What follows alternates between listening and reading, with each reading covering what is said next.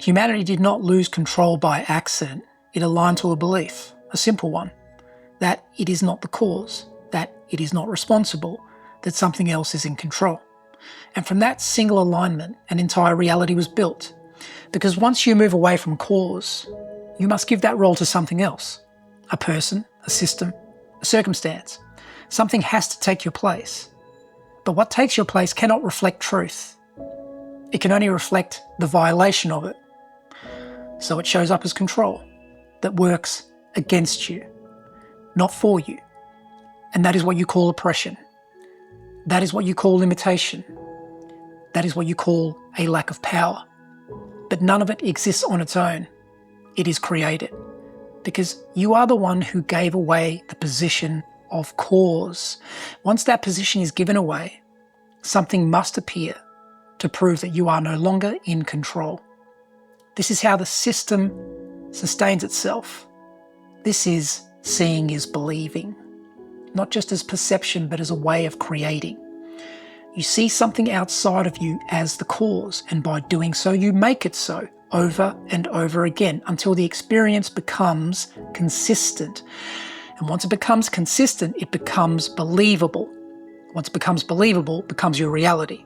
And from that reality, another belief is formed, the most powerful one of all, that the truth is not safe.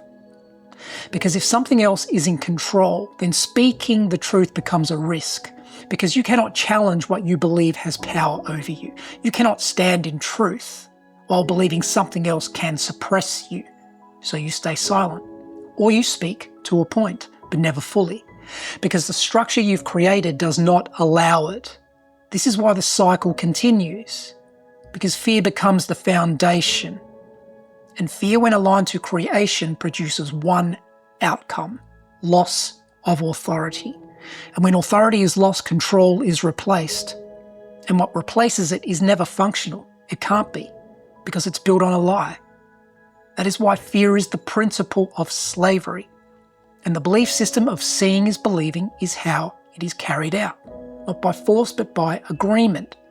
Because life is not a one-man, one-woman operation. It is a co-operation. And that is how you are all co-creating the insecurity in your lives, collectively and individually.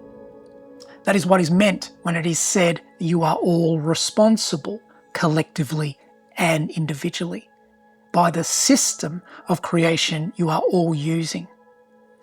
But now the agreement to keep using that system is ending because it is collapsing. And as it collapses, something else becomes visible. What has always been there. The truth. Not as an idea, but as reality.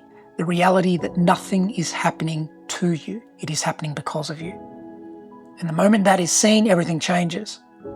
Because if it is happening because of you, then you are the cause.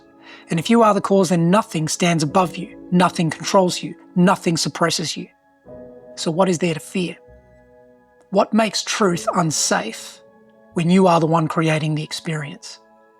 The answer is simple: nothing. The truth was never unsafe. Only the belief was. And that belief required a whole reality to support it. And now that reality is breaking. And what replaces it is not something new. It is what has always been true, that you are responsible. Fully, not partially, not conditionally, completely. And in that is your power. Not as something to gain, but as something to recognize. Because the moment you stand in that, you no longer need to protect yourself from truth. You no longer need to silence yourself. You no longer need to look away. Because there is nothing that can come against you. You are the cause, and that is the safest position that exists. It always has been, and it always will be. Humanity is moving through a collective correction in perception that will shape the foundation of its reality. To understand the structural architecture behind this correction, why it is unfolding, why it is irreversible, and why it is not a philosophy but a governing structure. It is mapped in the book, The Meaning of Life.